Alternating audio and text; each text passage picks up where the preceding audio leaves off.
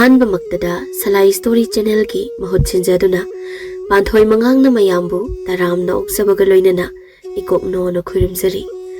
Ngasi su mahausagumna mayam gidamakta nungairaba Phunga wari ama puduna lakjari. Wari asigi mamingna Wasak chetpa Akanba Nupa. Wari asibu ibirakpana Cheng Meetei.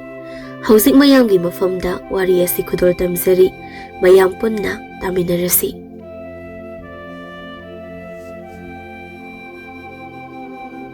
Rajkumar Angamba ngasisu mapaning thawgi matung induna sadanba chatnaba thaurang lami. Aduga manaw nipa asanbadi mama maharanigi matung induna leibaki lairaba khungang da satuna awa ana tarabasingda asa athak amadi sena sanaba afaba mafi marol piduna miyamgi angamba mateng pangnaba hotnarami.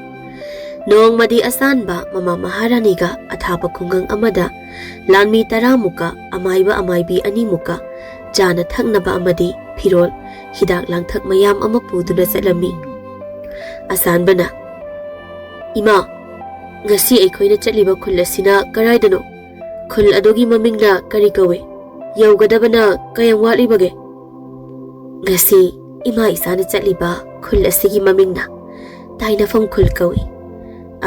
Aduga khul adu yaubadadi sagolda chatpanina horil numida wairam kadi yauranida.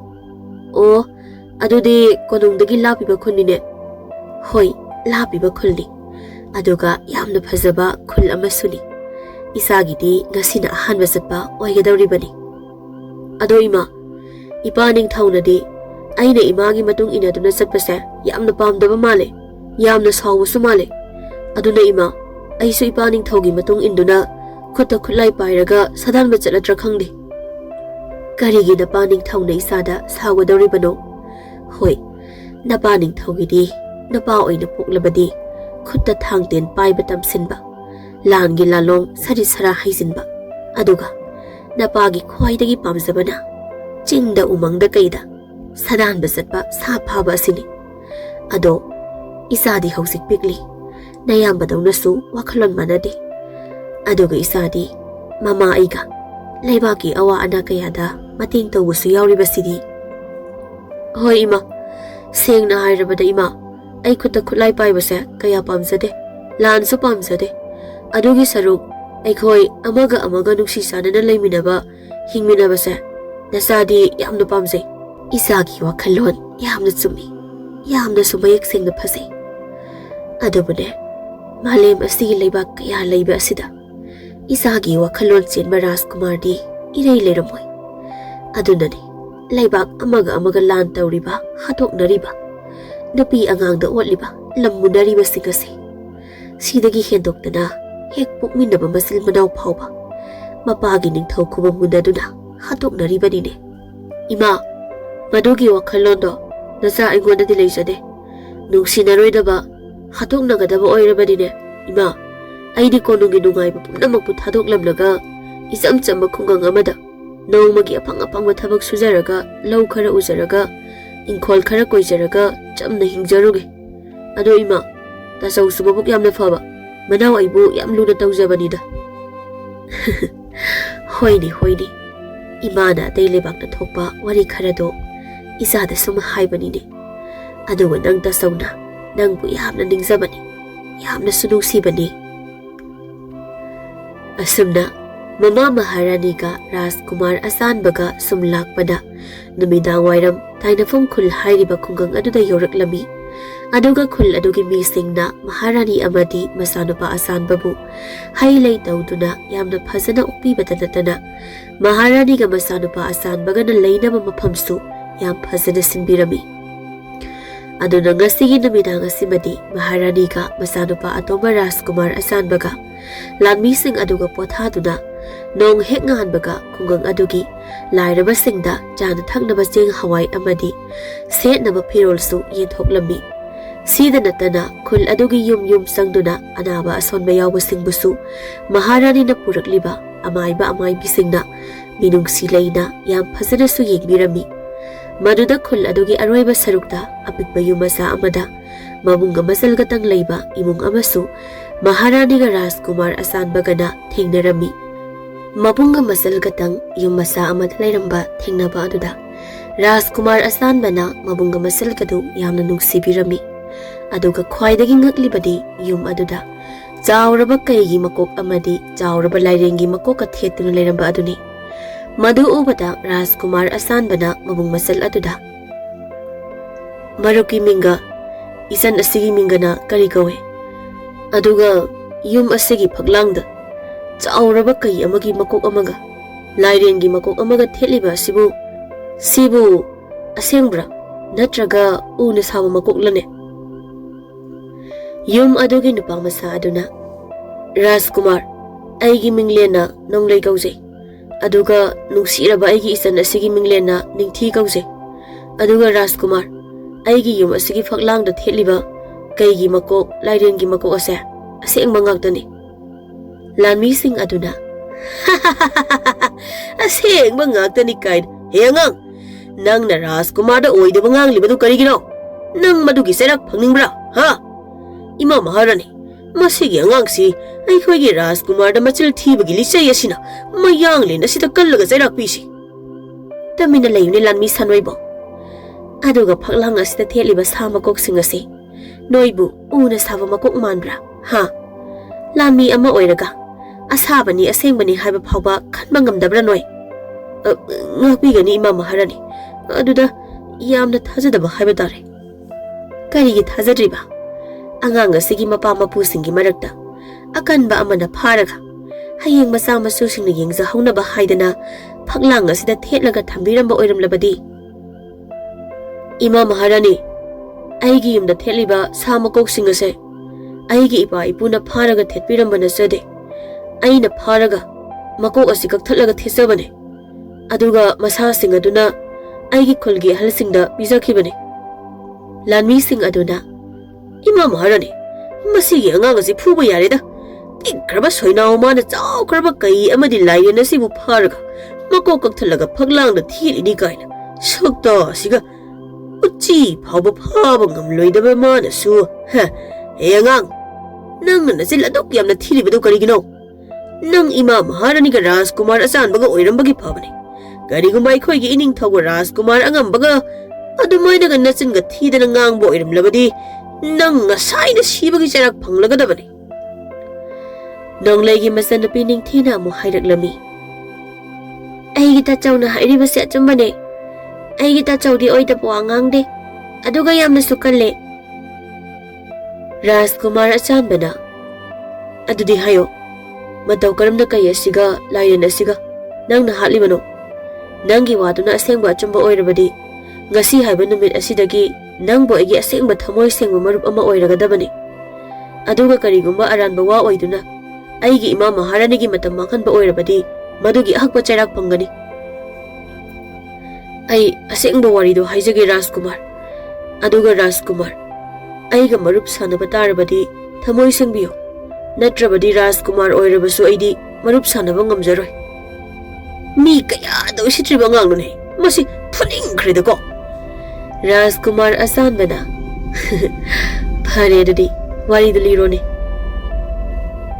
kai asigi hana lijage chahi ani muki mamangi wari ne namit ado aigi ipaga imagana ayuki sak toklaga chingda singyan ba chatkirabe aidi aigi isanbu senaduna yumda lehawe adubu nungthilwaigi matamda khulgi ahal khara chinglomdagi lauduna chenaraklame maduda ahal amadi aigi yumda sensilaklaga aigi imaga ipaga do chingda kaina chiktuna hatkre haina paudamlame paw adu hektabuga ai chingtamna ima pabugi manakta chelame adubu khulgi mi singdi kai asibu kibana yumda thonglon senaduna lotnaki adubu aigi ima ipabu kauduna kapna chelaktuna chingkhong yorapa matamda kai adugi maya ado ina pung anganglaga marai aduna makhong mukhut lektuna chingkhong aduda kullaga leiramki marak thatna Lanmi amana wari khuli ga dimita sangsangga ui hai angang nang wari liba yamna hai adabu wari loibaga dinang awafamda soidina taradawbani amaiba aduna Lanmi sing si othokna nungsiroidorida Angang asigi wari si loiba phabu hana ta khone noibo. Kari inone ekhoi gi amai ba so angang asigi oida pa da wari esin thajabiri bore. Adadi amai ba su sai sa ba siyaw ga dori bani ne ha. Lanmi sa noi tumina lagi haibra. Natraga aigi sarak phangning bra ha. Ima maharani nana ekhoi langkhre. Ekhoi bu amukta ngakpiu. Rajkumar asan bana nonglei nangi wari da makha mukta. Hoi Rajkumar kai aduna maya pumba ina pung angang duna chingkhong adu da kunduna leirambado bada aigi imaga ipaga do kai adugi makhutta thawai soidana tharamlani haiba khanglabada ai kapsu kauki aduga yamna su sauna kai adu hatuna ima pabagi laman singlage haina kai adu tamna ai lauduna chensinki kai adu su ai uba gangang duna ai tamna chensilaki adubu kai adu miku kharagi matung aina hatuna aina aigi ima ipabu chinga du koi thi thiru badadi aigi imaga pabaga do chinga do gi lokchau da masa bu maina pungang na thoi audra ba haksang pulang le ba thengna ki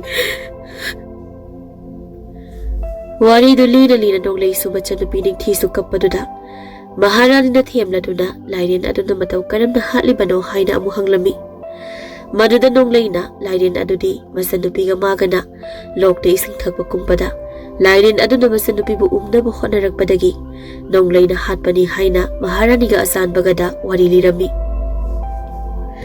aduba nonglegi wari ado langmi sing aduna thajadabadagi khulgi mi singda amuk hanglami maduda khulgi mi sing aduna nonglegi wari do asengbani haina Maharani amadi masanuba Rajkumar asanbada hairami asumna nonglegi wari adu asengba achumbani haiba khangbadagi mikuptu maktada Rajkumar asanbana nonglei magi thamoi sengba marup ama oirabani haina wasaklami aduga nonglei nasu Rajkumar asanbabu ngasi haiba numit asidagi thamoi sengba marup ama oirabani haina wasaklami aduga Rajkumar asanbagi khudong thiba lakpa pumnamaksu ngak sengani haina nonglei na wasaktuna hairami asumna moi anigi thamoi sengba nungsiba matau adubu ubada mama Maharani nasu nongleiga masanupi ningthiga makhoi anibu konongda leirunaba hairami adubu nongleina mapa mamana thambiramba yumingkhol adubu thadoklamnaga chatpa pamdabadagi Maharani amadi Rajkumar asanbada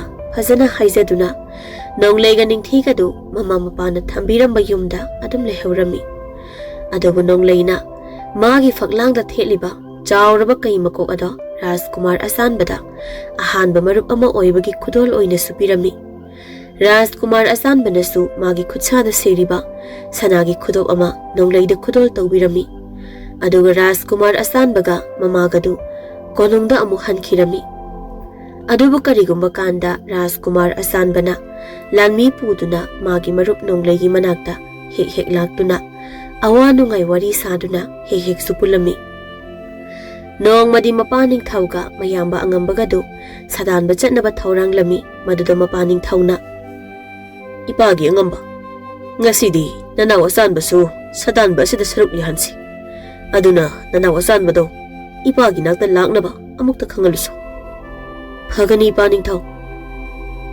haigi isa anise matik mathau nagi hairagadi isa ahanna atombadagi yamna hele ning thau ama oibagi matik mayai sulei aduga isa atomba simana mapangal sole matik mathauna di leite aduga leibak miyamna yai nungsi aduga loksing leibasu isa haldagi atomba na yamna hele aduna hayeng aina hal oiduna ningthau khubamdagi potharaba matamda isa halna mapa aigi mahut sinduna leibak asigi afaba akanba ningthau ama oiba aduga isa atomba na mayamba ningthaugi asumba afaba lambi taktuna afaba pongtak pinaba leiba masini ningthau na sadanba chatnaba loisinna masa anigi wakhal khalingai masa ahana atomba pupuduna sanglei achanbana ipa ningthau nasabu kaubiba kari takpigadabano ipa ningthau ipagi sa atomba nangdi matam pumbada namagi matung induna leibag asigi awa ana taraba singi mateng pangbu satuna leibanina ipaga isagagi phajana unaba wari sanaba haibadu phangdrene aduna ngasidi isa aniga ipagane punna sadan basalusi haina ipane isa bu kaubane adu oirabadi ipa isa wari sanaduna isa gi wakhalona kari khaliba ipane isa ani da pamliba sina karino haibado khangminnabagi tanja adu phangledana ado nangbu ipa gi wa asibu yaningbro ngasi su talli haiduna namagi matung illuge haidori bro mayamba angambana ngasidi ipaning thauna haibase yarodana asanba isil inausu wari phasana sanadaba kuire hoidaso ado ipaning thau nasadi khutta khutlai paijaroi sa usiksu hajaroi ko hoine isa na madu hairakani haibase ipana ngasaina khangkhrabani ne adudi nangsu chatnaba na phinarol adu sintoknaba tawjarur ipaning thau nasadi sina dum yaranida aduga ipaning thau amadi tasauda aigi yapna nushiraba marup nonglegi warisu lijagi ngasidi nangidi aikhoigi lebak asida nangbu nushijaba marup mayam ama leibadaine aduga nonglei hairiba marup asina kamaina tawba nangi marup none tasau aigi atai marup sing asidi aise lebak asigi ningthaugi masani Rajkumarni haina aingonda akiba ama leina tinabani aduna aina wa ama haibada chumgera langera kiduna hoi de yai aduga taso nonglei asidi mayam adudagi yamna tongale mabukchel sengi minungsi yamna le matik mathauna su yamna le aduga taso madi mi ataiga manade maga igase aina lebak asigi Rajkumarni mana khungang amagi lairaba imungi masani haiba khanadana marup ama oibagi asengba thamoigi mariduda ma ai yamluna tine nangna hairibado ai wakhal taba ngamdeda aina fazana marup ama oibagi marido tasawda takpa ngamdabagi tasawna wakhal tadribane aduga nanausu kamaina tasawda takadabano haibado nanausu haijade nasil nanaugi warido lambi da chana ipa ga puna sarasi adudi ipa isa khoi hum chatnaba tawrasi ina isa sagol thorang tawrai asumna mapang masa moi ahum sagol tongduna wari sanaduna sadan bachalami aduga moigi matungdana lami kharana ngak senduna inaraklami adubu ngasidi umang yauduna asanbana lanmi sing aduga marakta leiduna mapani thauga mayamba angambagana umang aduda sa thiduna sa kaplingai ikhang khangaudana chauraba umang adugi noksa amana mapaning thauda songsilaktuna mapaning thaubu chiktuna hanaba hotnarami adubu laibak phabadi mayamba angambaga lanmi sing adugana lirung ten kaptuna ta langduna mapaning thau adubu chauraba noksa adudagi kanbirami adubu noksa adudi hatpa ngamdana umang adudagi nanthokhtuna chatkhrabasu mapaning thaudi thawaimak manghaudrabasu nongsa aduna mapaning thaugi masada yam thina chiklambana mapaning thau adu phajana hawga kangkhatuna chatpa phawba ngamdana anaba amagumna konungda leirami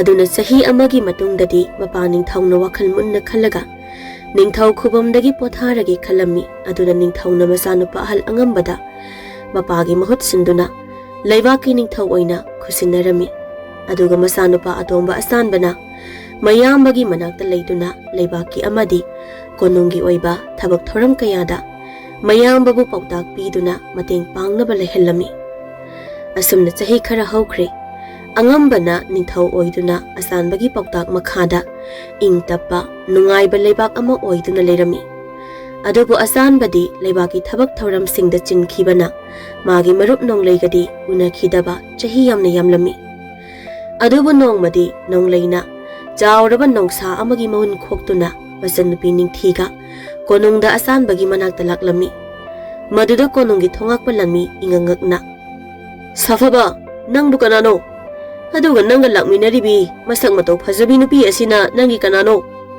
lami amana amuk aduga nangna purakliba asuk chawkhraba nongsagi mahun asibu asengbagira natraga sasinabranhe aigi iming nonglei kausei aduga mana aigi amata ngairabi aigi thawai oiribi isan nupi ningthini khara hal oiraba lami amana Nonglei haiba. Aduga mana. Nangi nachanupi ningthi. Oh, ai wakhal tare. Nang soidana aikhoigi Rajkumar Asanbagi yamna nungsiba marup nonglei soidana oigani. Adudi law. Aina noi ani boi aikhoigi Rajkumar Asanbagi manakta puge law. Law law. Isanupi, nangna purakliba mayomduna karino mama paibigedana. Mama, ibung Rajkumar Asanbana sanaba haira khara masal aina pujarakpani. Ado mama, ai adum purake yaniye. Hoi hoi, adudi law law. Lanmi atai aduna. Kono karino haiba asingba ama khangdana. Mama na masak khangda masin manawa sibu konongda hekta pusin kriba sibu. Ining thawna khanglabadi mama nang charak phangba soidre. Aduga hujiki safaba nupa aduna purakliba nongsagi mawun adubu asingba bu oiriba jalane. Natraga Rajkumar Asanbana haraunabani kaina sasinaba nongsagi mawun puraklibrane. Sasinaba oiramlabadi. Awa famda taba soidrebo. Adubu nongleiga masanupi ningthiga sahi kharagi matung itha thajada konungda Rajkumar Asanbagi manakta lakpa adudadi Rajkumar Asanbada natana mama maharani mapa ningthau amadi ningthau angambasu yauna yamna haraurami. Aduga nongleina purakliba nongsagi mahun adubuna ningthau angambana konungda yam fazana thepiduna nongleibu ikai khumnabirami. Asumna ngasigi numit asimadi nonglei amadi masanupi ningthigadu konungda leiduna Rajkumar Asanbaga awa nungai wari kaya saduna nungai na leirami. Nong hek nganbaga nongleiga masanupi ningthigadu mayung kungang hannaba muk thauranglami nongleina. Adudi marup Asanba isanga aiga yumda mu hannaba tawrake. Marupsu karigumba leibaki thabak thoramsingdagi khara komba thoklabadi marupki khungangda mikup amatang oirabasu koithokpirauko. Kuire marupna aigi lairaba yumda laktuna chakchara ama phawba chaminakhidaba. Ibung Asanba haujikti nasalsu cha hinjang thongba yamna haire. Ibung na saningba hinjang pumba nasalna ningthi in hauna thongba ngamlaniye. Adudi ngasi haujimak nabungai laagene. Asengbaro ibung. Marup nangise phagi dawribra. Phagi oirabadine Rajkumar oirabasu ai saurkanigo. Asengbani marup nonglei. Adudi ai ipa ningthauga ima maharaniga iyamba ningthauga dawase amukta hairamkhigi. Adudi marup haibagi hairamba chayol amamuk aigi yumda leirakani hainasu amukta hairamuhe. Asumna Rajkumar Asanbana mama maharani mapa ningthau amadi mayamba ningthau angambada hairamlaga Asanba nonglei amadi ningthigi matung induna lanmi kharaga konung thadoktuna satkirami. Aduga Rajkumar Asanbada isamsamba khungang amagi mi amagumna nongleigi yumda leirami.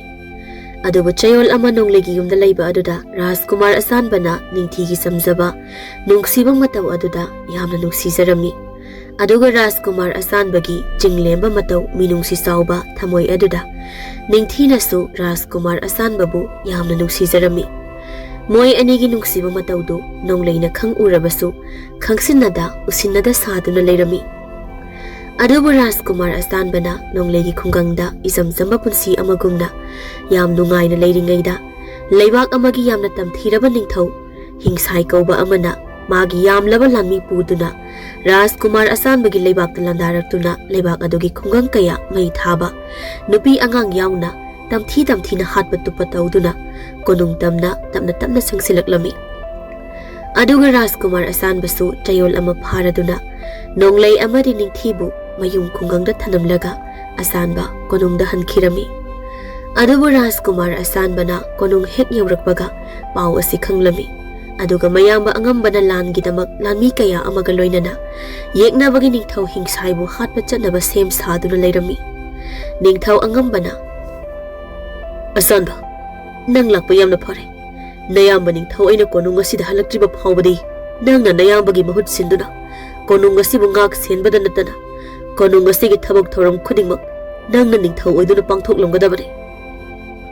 Ahoi taso adu taso asuk luraba phibam asida masigi pawasi nanaw aingoda hana haibiraktriba karigino paw asi phangbaga nayambasu nangoda hana pigi haina di khalambane adubu aisu ahanbadadi huranba phattaba mioi khara khangna ꯑꯩꯈꯣꯏꯒꯤ ꯂꯩꯕꯥꯛ ꯑꯁꯤꯗ ꯏꯔꯥꯡ ꯁꯥꯒꯠꯄ ꯑꯣꯏꯅ ꯈꯟꯗꯨꯅ ꯂꯥꯟꯃꯤ ꯈꯔ ꯊꯥꯔꯒ ꯂꯣꯏꯁꯤꯜꯂꯒꯦ ꯈꯜꯂꯨꯕꯅꯤ ꯑꯗꯨꯒ ꯅꯌꯥꯝꯕꯒꯤ ꯋꯥꯈꯜ ꯄꯨꯝꯕ ꯇꯥꯏꯌꯣꯟꯅꯔꯝꯃꯤ ꯀꯣꯅꯨꯡ ꯑꯁꯤꯗꯒꯤ ꯑꯩꯅ ꯊꯥꯈꯤꯕ ꯂꯥꯟꯃꯤꯁꯤꯡ ꯑꯗꯨꯁꯨ ꯑꯃꯨꯛ ꯍꯟꯅ ꯍꯜꯂꯛꯈꯤꯗ꯭ꯔꯦ ꯑꯗꯨꯒ ꯑꯩꯈꯣꯏꯒꯤ ꯈꯥ ꯊꯪꯕ ꯃꯥꯏꯀꯩꯗ ꯂꯩꯔꯤꯕ ꯈꯨꯡꯒꯪ ꯀꯌꯥ ꯑꯃꯁꯨ ꯐꯠꯈꯤꯗ꯭ꯔꯕ ꯅꯤꯡꯊꯧ ꯑꯗꯨꯅ ꯇꯨꯝꯅ ꯃꯩ ꯊꯥꯕꯗ ꯅꯠꯇꯅ ꯅꯨꯄꯤ ꯑꯉꯥꯡ ꯐꯥꯎꯕ ꯇꯤꯟ ꯀꯥꯡ ꯍꯥꯠꯄꯗꯧꯅ ꯂꯣꯏꯅ ꯍꯥꯠꯈ꯭ꯔꯕ ꯃꯥꯜꯂꯤꯅꯦ ꯑꯆꯥꯟꯕ ꯑꯗꯨ ꯇꯥꯖꯧ ꯌꯦꯛꯅꯕꯒꯤ ꯅꯤꯡꯊꯧ ꯑꯗꯨꯅ ꯄꯥꯝꯂꯤꯕꯁꯦ ꯑꯩꯈꯣꯏꯒꯤ ꯏꯪꯅ ꯆꯤꯛꯅ ꯂꯩꯖꯕ ꯂꯩꯕꯥꯛ ꯑꯁꯤꯕꯨꯅꯤꯅꯦ ꯑꯗꯨꯗꯤ ꯃꯥꯒꯤ ꯂꯥꯟꯃꯤꯅ ꯀꯌꯥꯝ ꯌꯥꯝꯂꯤꯕꯅꯣ ꯇꯥꯆꯧ ꯃꯈꯣꯏꯕꯨ ꯑꯩꯈꯣꯏꯅ ꯀꯌꯥꯝ ꯂꯥꯏꯅ ꯃꯥꯏꯊꯤꯕ ꯄꯤꯕ ꯉꯝꯒꯅꯤ ꯃꯥꯅꯦ ꯌꯦꯛꯅꯕꯅ ꯄꯥꯝꯂꯤꯕꯁꯦ ꯑꯩꯈꯣꯏꯒꯤ ꯂꯩꯕꯥꯛ ꯑꯁꯤꯕꯨꯅꯤ ꯑꯗꯨꯒ ꯍꯤꯡꯁꯥꯏ ꯍꯥꯏꯔꯤꯕ ꯅꯤꯡꯊꯧ ꯑꯁꯤꯒꯤ ꯂꯥꯟꯃꯤ ꯑꯁꯦ ꯑꯗꯨꯛꯀꯤ ꯃꯇꯤꯛ ꯌꯥꯝꯈ꯭ꯔꯦ ꯑꯗꯨꯕꯨ ꯀꯤꯅꯤꯡꯉꯥꯏ ꯑꯣꯏꯗꯦ ꯅꯌꯥꯝꯕ ꯅꯤꯡꯊꯧ ꯑꯉꯝꯕꯅ ꯌꯥꯝ ꯂꯥꯏꯅ ꯃꯥꯏꯊꯤꯕ ꯄꯤꯗꯨꯅ ꯍꯤꯡꯁꯥꯏ ꯍꯥꯏꯔꯤꯕ ꯅꯤꯡꯊꯧ ꯑꯁꯦ ꯃꯉ ꯀꯛꯇꯨꯅ ꯍꯥꯠꯀꯅꯤ ꯑꯗꯨꯗꯤ ꯑꯆꯥꯟꯕ ꯅꯌꯥꯝꯕ ꯂꯥꯟꯒꯤꯗꯃꯛ ꯊꯣꯛꯅꯕ ꯇꯧꯔꯒꯦꯀꯣ ꯍꯣꯏ ꯇꯥꯆꯧ ꯑꯗꯣ ꯇꯥꯆꯧꯅ ꯂꯥꯟ ꯆꯠꯇ꯭ꯔꯤꯉꯩꯗ ꯏꯃꯥ ꯄꯥꯕꯒꯤ ꯃꯈꯣꯡ ꯁꯣꯛꯅ ꯈꯨꯏꯔꯝꯗꯨꯅ ꯃꯥꯏ ꯄꯥꯛꯄ ꯕꯣꯔꯗ ꯅꯤꯕꯤꯈꯣꯀꯣ ꯑꯗꯨꯒ ꯑꯩꯁꯨ ꯇꯥꯆꯧꯒꯤꯗꯃꯛ ꯃꯄꯨ ꯃꯥꯕꯨ ꯈꯨꯏꯔꯝꯖꯗꯨꯅ ꯇꯥꯆꯧꯕꯨ ꯀꯣꯅꯨꯡꯒꯤ ꯊꯣꯡꯖꯤꯜ ꯐꯥꯎꯕ ꯊꯤꯟꯗꯣꯛꯆꯒꯦ ꯍꯣꯏ ꯍꯣꯏ ꯑꯉꯝꯕ ꯅꯤꯡꯊꯧ ꯃꯃꯥ ꯃꯄꯥꯕꯨ ꯈꯨꯏꯔꯝꯖꯗꯨꯅ ꯂꯥꯟꯒꯤꯗꯃꯛ ꯈꯣꯡꯁꯥꯟꯈ꯭ꯔꯕ ꯃꯇꯨꯡ ꯔꯥꯖꯀꯨꯃꯥꯔ ꯑꯁꯥꯟꯕꯅ ꯃꯌꯥꯝꯕꯒꯤ ꯃꯍꯨꯠ ꯁꯤꯟꯗꯨꯅ ꯀꯣꯅꯨꯡꯕꯨ ꯉꯥꯛ ꯁꯦꯟꯕꯇ ꯅꯠꯇꯅ ꯂꯥꯟꯐꯝꯗ ꯃꯌꯥꯝꯕꯒꯤ ꯑꯋꯥꯠ ꯑꯄꯥ ꯄꯨꯝꯕꯁꯨ ꯔꯥꯖꯀꯨꯃꯥꯔ ꯑꯁꯥꯟꯕꯅ ꯀꯣꯏꯆꯦꯟ ꯆꯦꯟꯗꯨꯅ ꯄꯤꯔꯝꯃꯤ ꯑꯁꯨꯝꯅ ꯆꯌꯣꯜ ꯑꯃ ꯍꯦꯟꯖꯤꯜꯂꯛꯂꯦ ꯑꯗꯨꯕꯨ ꯅꯤꯡꯊꯧ ꯑꯉꯝꯕꯅ ꯐꯠꯇꯕ ꯅꯤꯡꯊꯧ ꯍꯤꯡꯁꯥꯏꯕꯨ ꯍꯥꯠꯄ ꯉꯝꯕꯗꯤ ꯂꯥꯏꯔꯗꯅ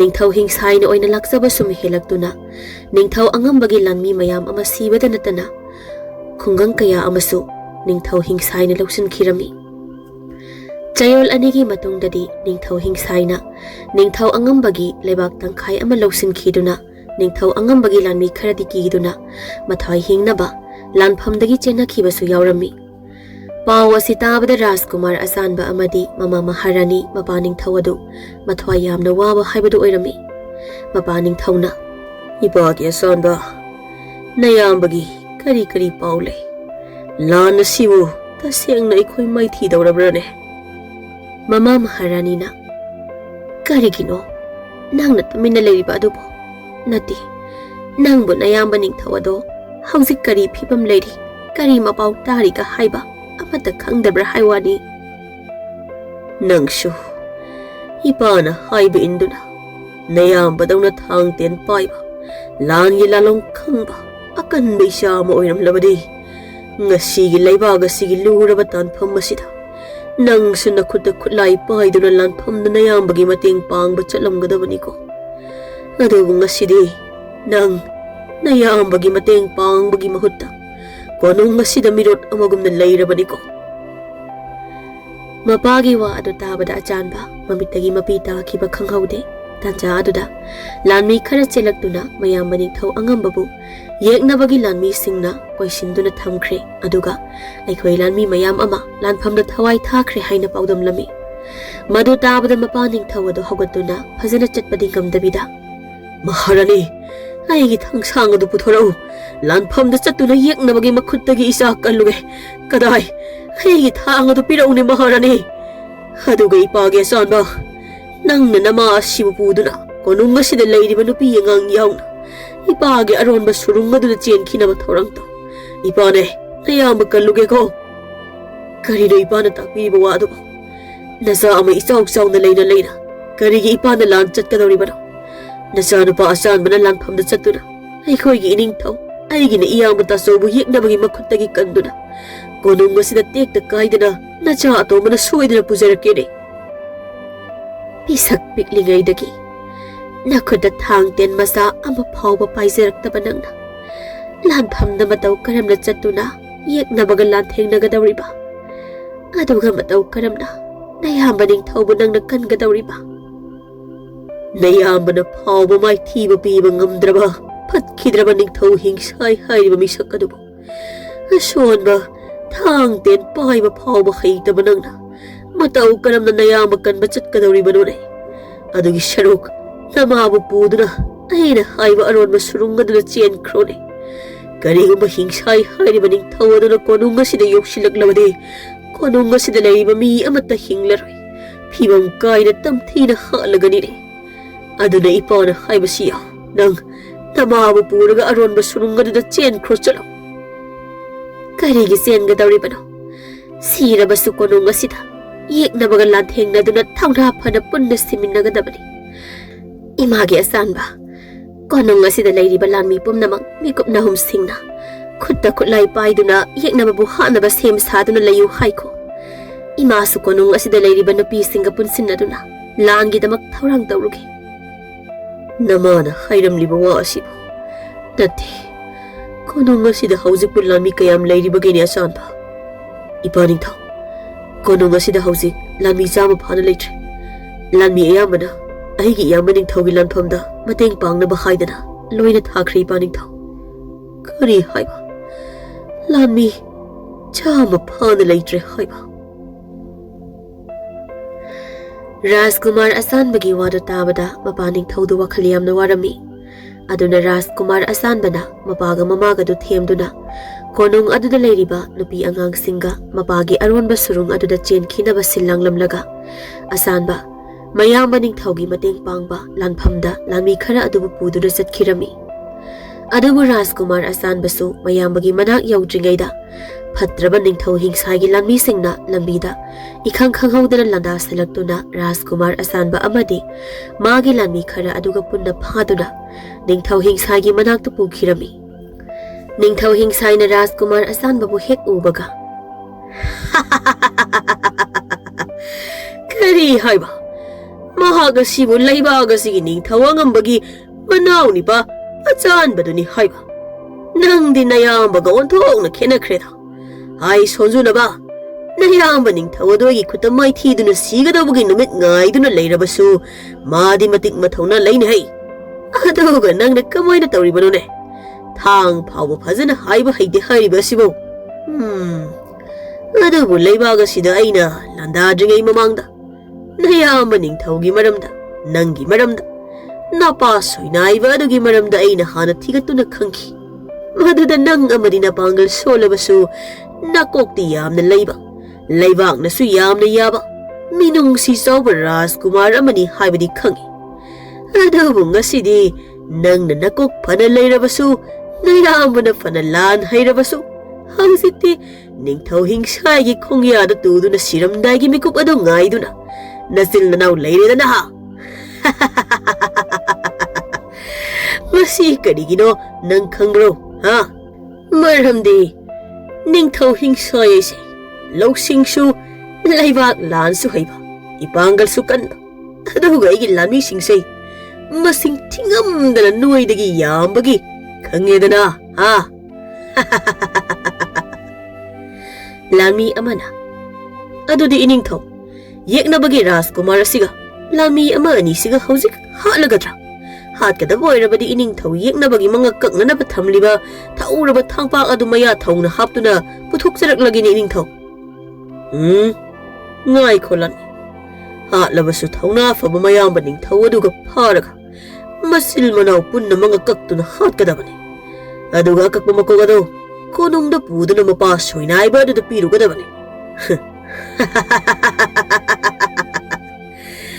masani ya kakpa makokadu ubada mapa su mama su yauna konung adu leiriba mipum kuding makiduna konung adu thadaoktuna loina chen khragadabani ne मदुदा नोइना अमुक तना तनादुना मंगा कक्तुना हात कदब खंगलेदना निंगथौइना हारिबा सिंगसे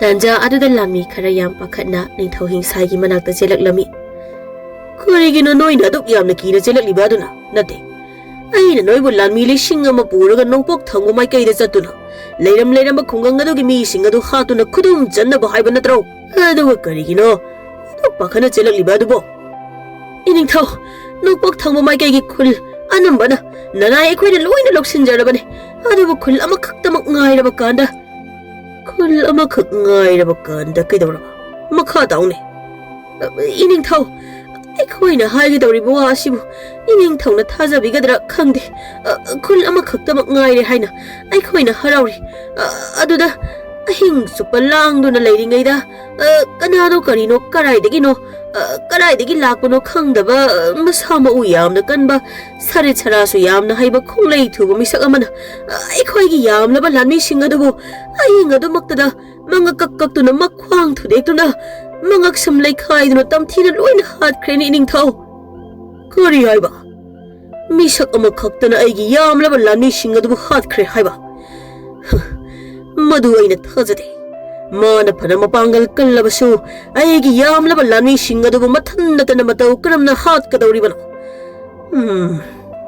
ꯑꯗꯨꯅ ꯇꯥꯛꯄꯗꯤ ꯃꯐꯝ ꯑꯗꯨꯗ ꯂꯩꯕꯥꯛ ꯑꯁꯤꯒꯤ ꯅꯨꯃꯤꯗꯥꯡꯗ ꯂꯥꯂꯣꯡ ꯌꯥꯝꯅ ꯍꯩꯕ ꯑꯔꯣꯟꯕ ꯂꯥꯟꯃꯤ ꯈꯔ ꯂꯣꯠꯇꯨꯅ ꯂꯩ ꯍꯥꯏꯕꯅꯤꯅꯦ ꯍꯩ ꯑꯄꯪꯕ ꯃꯤꯈꯤꯊꯤꯁꯥ ꯍꯧꯖꯤꯛꯃꯛ ꯃꯐꯝ ꯑꯗꯨꯗ ꯂꯥꯟꯃꯤ 500 ꯑꯃꯒ ꯄꯨꯔꯒ ꯆꯠꯂꯣ ꯑꯗꯨꯒ ꯌꯦꯛꯅꯕꯒꯤ ꯂꯥꯟꯃꯤꯁꯤꯡ ꯑꯗꯨ ꯀꯣꯏꯊꯤ ꯊꯤꯔꯒ ꯇꯨꯝꯅꯕ ꯂꯣꯏꯅ ꯍꯥꯠꯂꯝꯃꯣ ꯀꯔꯤꯒꯨꯝꯕ ꯃꯗꯨ ꯉꯝꯗꯅ ꯑꯩꯒꯤ ꯏꯅꯥꯛꯇ ꯑꯃꯨꯛ ꯍꯟꯅ ꯆꯦꯜꯂꯛꯂꯕꯗꯤ ꯃꯤꯅ ꯍꯥꯠꯇ꯭ꯔꯕꯁꯨ ꯑꯩꯅ ꯍꯥꯠꯀꯅꯤꯀꯣ ꯑꯗꯨꯕꯨ ꯏꯅꯤꯡꯊꯧ ꯃꯐꯝ ꯑꯗꯨꯗ ꯏꯅꯤꯡꯊꯧ ꯌꯥꯎꯅ ꯑꯃꯨꯛꯇ ꯆꯠꯇꯨꯅ ꯌꯦꯡꯍꯟꯅꯤꯡꯈ꯭ꯔꯦꯗꯀꯣ ꯏꯅꯤꯡꯊꯧꯅ ꯎꯗꯕꯒꯤ ꯇꯧꯕꯅꯤ ꯃꯤ ꯑꯃꯈꯛꯇꯅꯤꯅꯦ ꯑꯩꯈꯣꯏꯒꯤ ꯌꯥꯝꯂꯕ ꯋꯥ ꯃꯈꯥ ꯇꯥꯔꯛꯀꯅꯣ ꯍꯧꯖꯤꯛꯃꯛ ꯃꯤ ꯑꯃ ꯑꯣꯏꯒꯦꯔꯥ 1000 ꯑꯃ ꯑꯣꯏꯒꯦꯔꯥ ꯌꯦꯛꯅꯕꯒꯤ ꯂꯥꯟꯃꯤ ꯑꯃꯠꯇ ꯂꯩꯕ ꯌꯥꯔꯣꯏ ꯇꯨꯝꯅ ꯂꯣꯏꯅ ꯍꯥꯠꯀꯗꯕꯅꯤ ꯂꯥꯟꯃꯤꯁꯤꯡ ꯑꯗꯨꯒꯤ ꯋꯥ ꯑꯗꯨ ꯇꯥꯔꯒ ꯔꯥꯖꯀꯨꯃꯥꯔ ꯑꯁꯥꯟꯕꯗꯨ ꯆꯤꯡꯅꯔꯞ ꯇꯧꯅ ꯂꯥꯟꯃꯤꯁꯤꯡ ꯑꯁꯤꯅ ꯍꯥꯏꯔꯤꯕ ꯋꯥ ꯑꯁꯤꯕꯨ ꯑꯁꯦꯡꯕ ꯑꯆꯨꯝꯕ ꯑꯣꯏꯔꯤꯒꯗ꯭ꯔꯥ ꯑꯆꯨꯝꯕ ꯑꯣꯏꯔꯕꯗꯤ ꯑꯩꯒꯤ ꯃꯔꯨꯞ ꯅꯣꯡꯂꯩ ꯑꯣꯏꯔꯤꯒꯗ꯭ꯔꯥ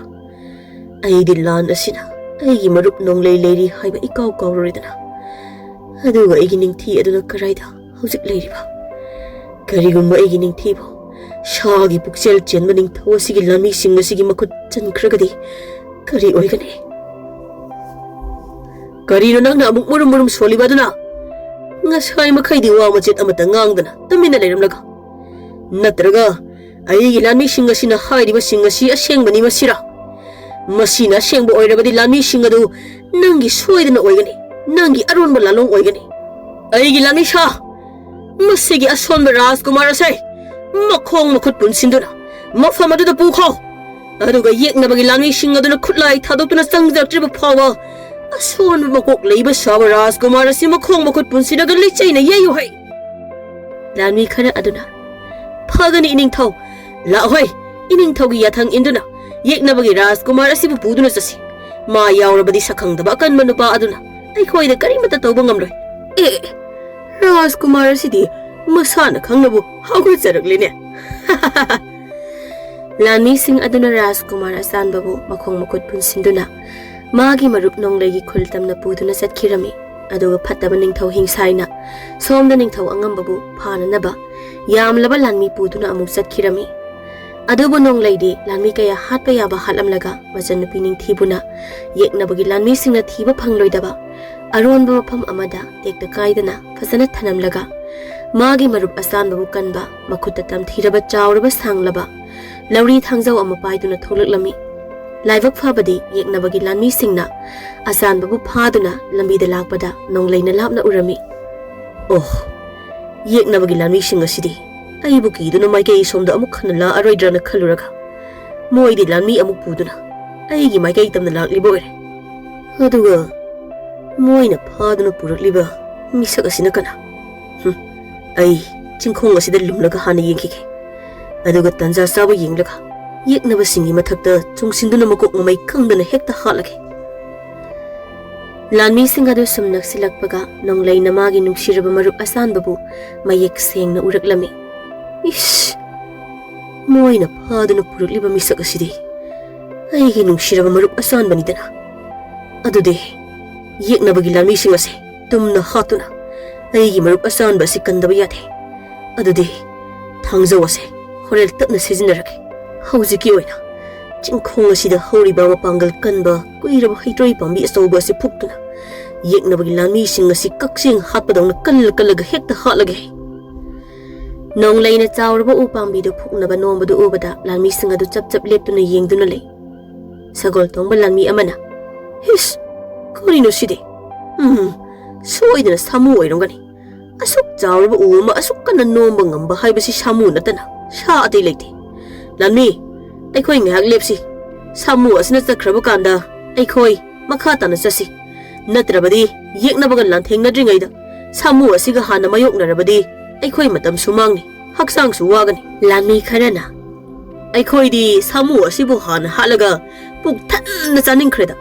ꯁꯥꯃꯨ ꯆꯥꯔꯕꯗꯤ ꯑꯩꯈꯣꯏꯒꯤ ꯍꯛꯆꯥꯡ ꯄꯥꯡꯒꯜꯁꯨ ꯁꯥꯃꯨꯃꯨꯛ ꯀꯟꯕꯁꯨ ꯌꯥꯏ. ꯅꯠꯇ꯭ꯔꯅꯤ ꯃꯌꯥꯝꯕꯣ?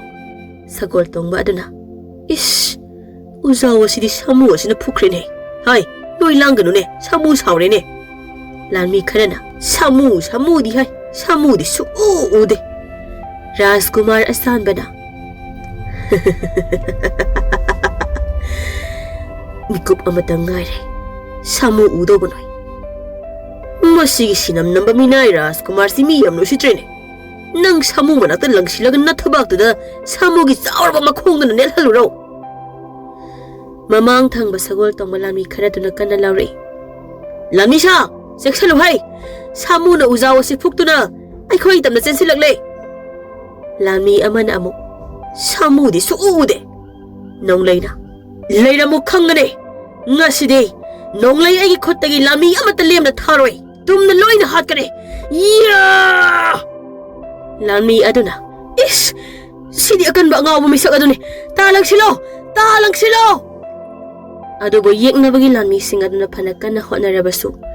Nonglay gi makuta tumna loy na sirami. Aduga nonglay na magi nung siraba marup asan babukan birami. Nonglay na asan babukan lava matong kara safagada ba mapam amada. Yek na bagi sagol tong duna thulaklami. Aduga nonglay ga asan baga wari kaya amaso sanarami. Mikup kharagi matong nonglay na. Marup ki wari sidi. Ay tumina lay thokpagi matam natre. Sasi marup asan ba. Ining thobu kansi. Aduga ikhoi gi lebak asibu su kansi. Sasi marup thengtharoi si. Hoi marup nonglay. Adudi ay na mang thaduna. Lambi take ko marup. Hoi marup. Ining thogi maikay dam na hanapo. Aduga ibani gi lambi da leiram ba yek na bagi lanmi singbuna. Ay gi lauri thangzo asina mga kak tuna tem thurake hai. Hai baga tau baga asan bana lambi tak tuna. Leiram ba yek na bagi lanmi singbu nonglay na tamthi na mathang hatlami. Somdana ningthau hingsai na ningthau angamba bu koisinduna thamlaga. Tapna sangsinduna ningthau angambagi lanmi sing mathang hatlami. Akon badadi ningthau hingsai na ningthau angamba bu khudum chanba sungamlami. Ningthau hingsai na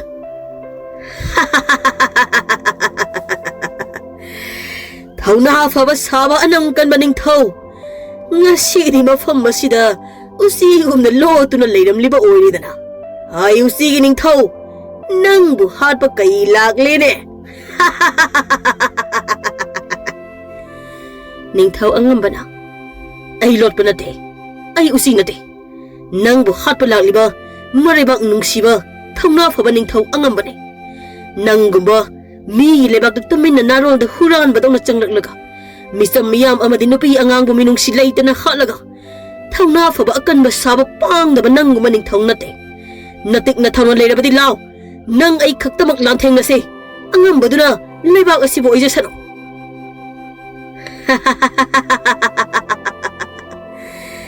Ay gikutsal la ba.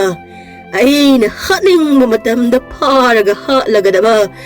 Chapu manung yaw ba nga masanang nasu.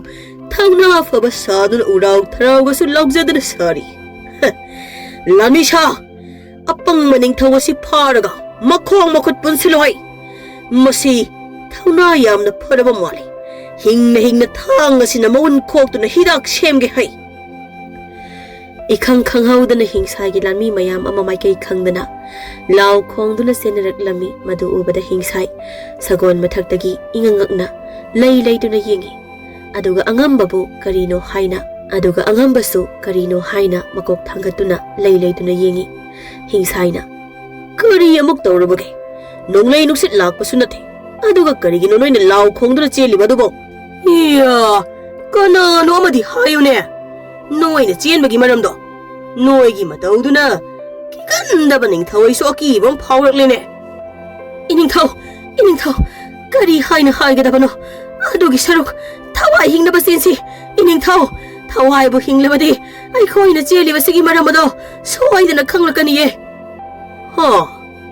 Adu na kari hay ning liba.